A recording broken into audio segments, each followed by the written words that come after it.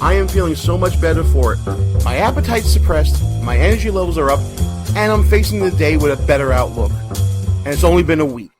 Definitely check out Green Turtle Bay Vitamin Company at www.energywave.com for more information about diabetics and Powervites. Behind Enemy Lines. Back on the air. Gene Baradelli, back behind Enemy Lines here, and just want to let everybody know, part of the show that you're hearing right now, done with my co-host, the great Russell Gallo, was done during one of our Brooklyn Young Republican meetings. I got there a little late after coming from work. We ended up taping a little bit of stuff. We actually had a little bit of a studio audience in the house, which is kind of what we used to do.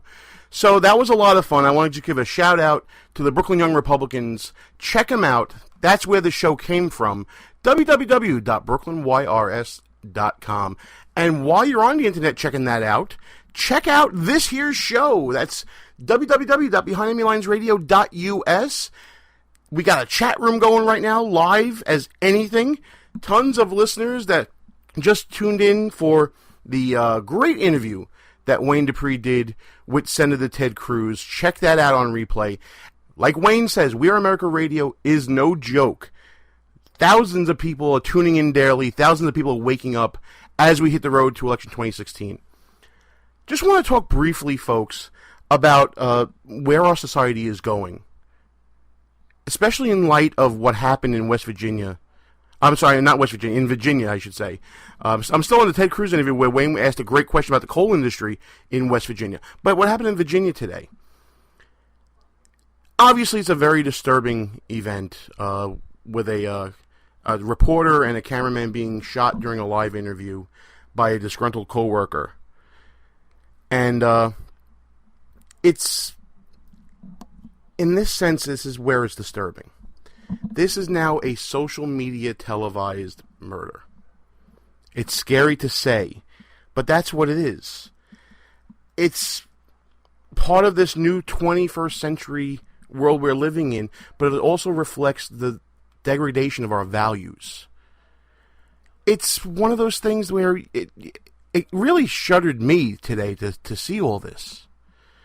Not because of the violence involved, it's because of the way this video was bandied about across the internet.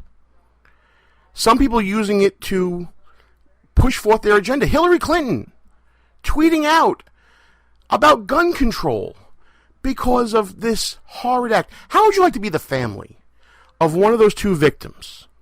And how would you like to be watching the reaction across the nation and Hillary Clinton, who wants to be the next president, talking about the death of your loved one in order to talk about gun control?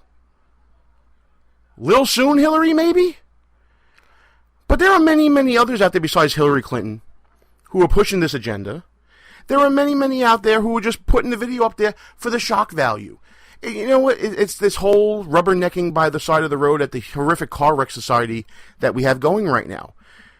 We have this part of society that's just has this base nature to see violence.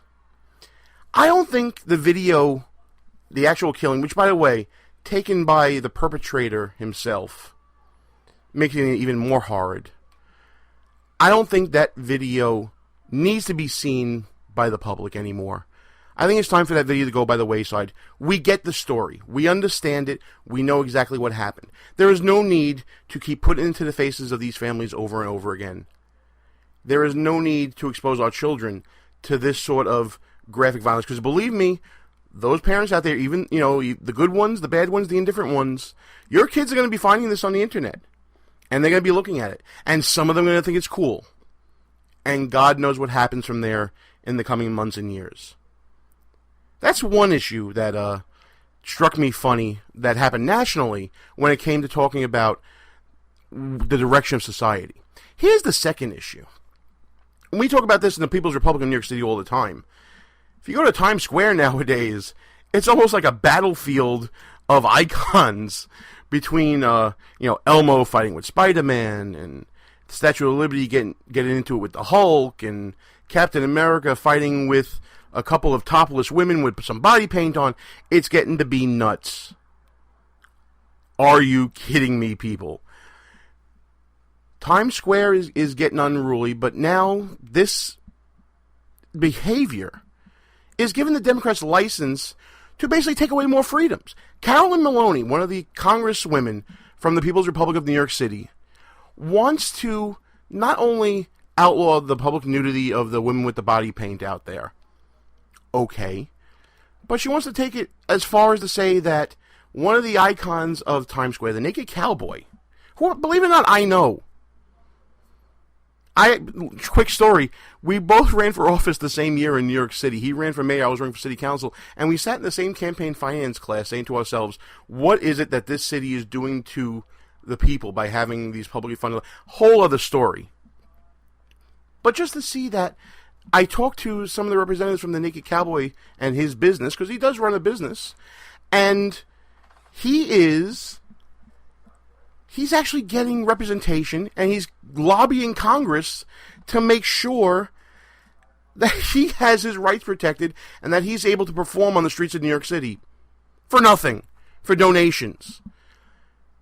Are you kidding me? See, again, it's taking it a step too far. Reactionary society, we see it on one side, we see the horrific nature of society and our base instincts coming out. And on the other side, you see the knee-jerk reaction of people who want to consolidate power and take away your liberties. This is the two-front war that conservatives face every single day, folks. Don't kid yourselves. By the way, I also want to give a shout-out to a whole bunch of other people that have been helping out with the show lately. You guys know that We Are America Radio is a juggernaut, but what you don't see are the behind-the-scenes support of family and friends behind every show host on We Are America Radio.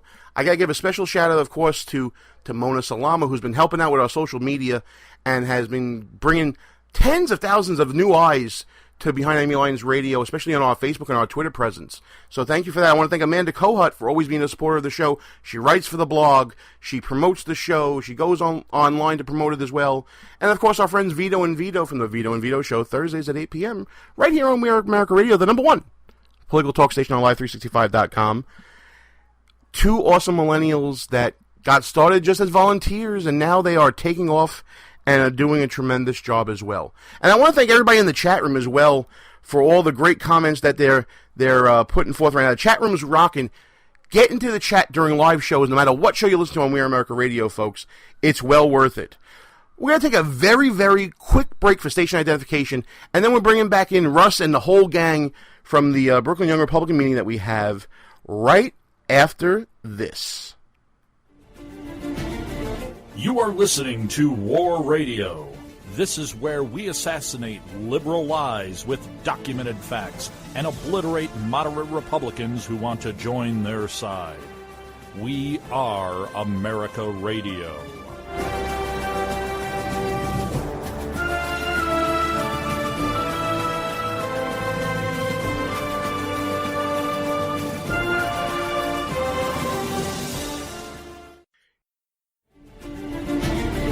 You are listening to War Radio.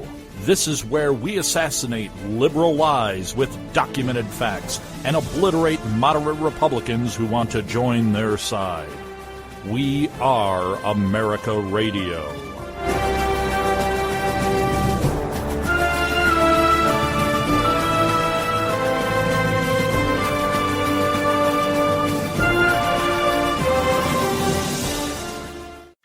Gene and Russ, back behind me lines, and ladies and gentlemen, it's time to get reacquainted with our old crazy Uncle Joe. Chuck Graham, state senator's here. Chuck, stand up, Chuck. Let him see you. Oh, God love you. What am I talking about? You don't know my state. My state was a slave state. My state is a border state. My state is the 8th largest black population in the country. My state is anything from a northeast liberal state. In Delaware, the largest growth in population is Indian Americans moving from India.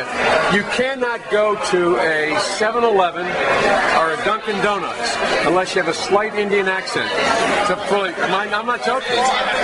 Hillary Clinton is as qualified or more qualified than I am to be Vice President of the United States of America. Let's get that straight. She's a truly close personal friend. She is qualified to be President of the United States of America. She's easily qualified to be Vice President of the United States of America. And quite frankly, it might have been a better pick than me, but she's first rate. The Villages, America's friendliest hometown. The Villages, America's friendliest hometown. The Villages. What was that? Where did you find that? So, And this guy wants to be your latex salesman? I mean, your president? and you want to be my latex. So this guy is on record saying that you have to have an Indian accent to go into a 7-Eleven. You have to, Hillary Clinton would have been a better choice than him for vice president. Somehow he's going to run against her for president now. Well, you saw our meme, in case of emergency, break glass, Joe Biden appears. And for those of you guys who don't remember, his longtime friend who he's telling to stand up at the beginning of that clip was actually in a wheelchair. Oh my goodness. His longtime friend, stand up, Joe, get recognized. This is the backup plan. This is the backup plan. This is the Democrats' plan B. I know how plan B as in, well, never mind. That was a good joke right there. Any of you who got that, you're brilliant. Any of you that didn't, look it up. You know what? It's time to get into the Joe Biden scheme. Joe Biden body parts after this show. It's time to get into a Joe Biden mood. There we go. Oh my goodness, this is the plan B. So Joe Biden is going to jump in this race. Although, Gene, I hate to toot my own horn. I'm not one to, ever tell anyone I told you so, but I kind of said months ago that the Obama administration was behind sandbagging Hillary Clinton's campaign. I've been saying this for months now. Yeah, you in the New York Post. The Post just recently started writing about this. I said right from the jump, there's no way this kind of information comes out without the executive branch being behind it. He's clearly sandbagging Hillary Clinton. He has not endorsed her. He's leaning towards Joe Biden. He will, in fact, endorse Joe Biden. And Hillary's in a lot of trouble. We spoke a little before the show.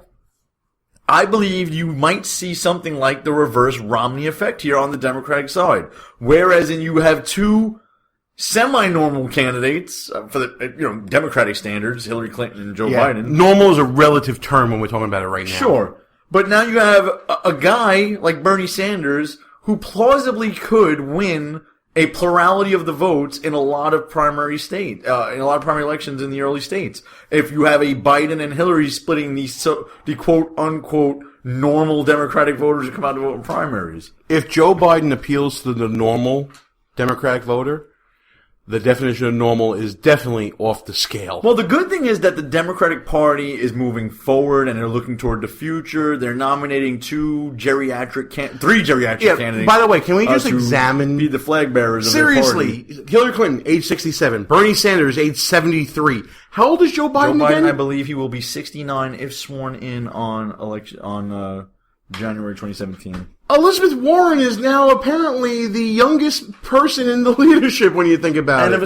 if Elizabeth Harry Warren Reid's 75. is your young and hip candidate, you got issues as a party. So we're looking forward. I'm looking forward. I know that to the Democrats' view of looking forward with their senior citizens on stage. Hillary Clinton claiming to not know what wiping of a server meant. Ha ha. Is she playing the woman card or the old lady card? I don't know which one it is. But it's one or the other. You know what? Well, for those of you who are listening in the background, we're doing this show after a Young Republicans meeting here in the People's Republican of Brooklyn, New York. We're going to open up the mic to everybody in a little bit, but I just wanted to say one thing. There's a certain new rules now in the DNC when it comes to the convention and campaigning. For instance, new rule number 1. All dinner fundraisers start at 4 p.m. to get the early bird.